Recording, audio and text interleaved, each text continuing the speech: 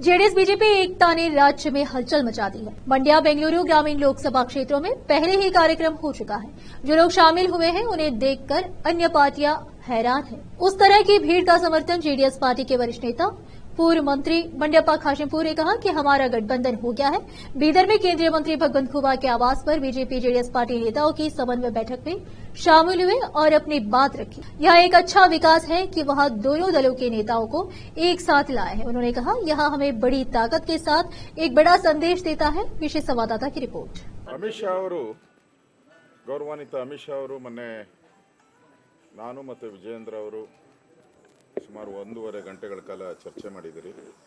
ಅಮಿತ್ ಶಾ ಅವರ ಡೈರೆಕ್ಷನ್ಸ್ ರಾಜ್ಯ ಮಟ್ಟದಲ್ಲಿ ಜೆಡಿಎಸ್ ಮತ್ತು ಬಿಜೆಪಿ ಹೊಂದಾಣಿಕೆ ಆಗಿದ್ದಾರೆ.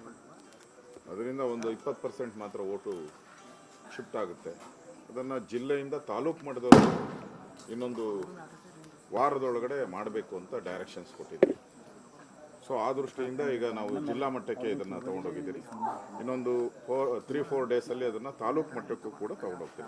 ಅಂದರೆ ಟೋಟಲಿ JDS ವೋಟ್ ಏನಿದೆ ಕಳೆದ ಬಾರಿ ಇಲ್ಲಿ ಸುಮಾರು 2-3 ಲಕ್ಷ 1 ಲಕ್ಷ ಇದೆ, 1,25,000 ಅಷ್ಟೂ ಕೂಡ ನಮ್ಮ BJPಗೆ ಮತವಾಗಿ ಕನ್ವರ್ಟ್ ಆಗಬೇಕು. ಈಗಾಗಲೇ ಮಾನ್ಯ ದೇವೇಗೌಡರು ಪೂರ್ಣ ಮಟ್ಟದಲ್ಲಿ ಇಳಿದು ಓಡಾಡ್ತಾ ಇದ್ದಾರೆ ಎಲ್ಲ ಕಡೆ. ಸೊ BJP ಮತ್ತು JDSನ ಹೊಂದಾಣಿಕೆ ಒಂದು ರೀತಿ ಹಾಲು ಜೇನು ಥರ ಇದೆ. ಎಲ್ಲೂ ಡಿಸ್ಪ್ಯೂಟ್ ಆಗಿಲ್ಲ.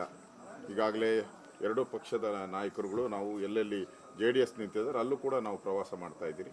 ಅವರು ಕೂಡ ಪ್ರವಾಸ ಮಾಡ್ತಾ ಇದ್ದಾರೆ.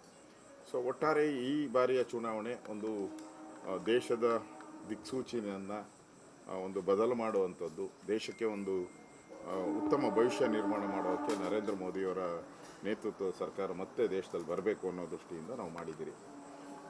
ಆ ದೃಷ್ಟಿಯಿಂದ ಪ್ರಯತ್ನ. ಈಗ ಕೆ ರಾಜಣ್ಣ ಅವರು ಸರ್ ದೇವೇಗೌಡರು ಸಾಯ ಟೈಮಲ್ಲಿ ಆಗಬೇಕು ಹೊಂದಾಣಿಕೆ ಇವರಿಗೆ ಅಂತ ಹೇಳಿದ್ದಾರೆ ಸರ್. ಲಾಸ್ಟ್ ಟೈಮ್ ಕೂಡ ಆಪರೇಷನ್ ಬಗ್ಗೆ ಮಾತಾಡಿದ್ರು ಅವರೇ. ನೋಡಿ, ಕಾಂಗ್ರೆಸ್ ಅವರು ಒಂದು ರೀತಿ ಭ್ರಮ ನಿರಸನೆ ಆಗ್ಬಿಟ್ಟಿದೆ. ಅವರು ಸೋಲುವಂತ ಭೀತಿ ಬಂದ್ಬಿಟ್ಟಿದೆ. ಸಿದ್ದರಾಮಯ್ಯನವರು ಅಲ್ಲಿ ಕೊರೋನಾದಲ್ಲಿ ಹೇಳಿದ್ದಾರೆ, ನೀವು ನಮ್ಗೆ 60,000 ಕೊಟ್ಟಿಲ್ಲ ಅಂದ್ರೆ ಮತ ಕೊಟ್ಟಿಲ್ಲ ಅಂದರೆ ನಾನು ಅತಂತ್ರ ಆಗೋಗ್ತೀನಿ ಅಂತಾರೆ. ಇನ್ನೊಂದು ಕಡೆ DK ಶಿವಕುಮಾರ್ ಮಂಡ್ಯದಲ್ಲಿ ನೀವು ನನಗೆ ಮತ ಕೊಟ್ಟಿಲ್ಲ ಅಂದರೆ ನಾನು ಅತಂತ್ರ ಅಂತ ಅವ್ರು ಹೇಳ್ತಾ ಇದ್ದಾರೆ. ಮತ್ತು ನಿರಂತರವಾಗಿ ಕುಮಾರಸ್ವಾಮಿ ಅವರ ಆಪರೇಷನ್ ಬಗ್ಗೆನೇ ಡೌಟ್ ಬೀಳೋವಂಥದ್ದು. ಈಗ ಮತ್ತೆ ನೀವು ಹೇಳ್ದಂಗೆ ಯಾರು ಕೆ ರಾಜಣ್ಣ ಅವರು ದೇವೇಗೌಡರು ಸಾಯೋ ಟೈಮಲ್ಲಿ ಅಂತೇಳಿ, ಅಂದರೆ ದೇವೇಗೌಡರ ಬಗ್ಗೆ ಎಷ್ಟು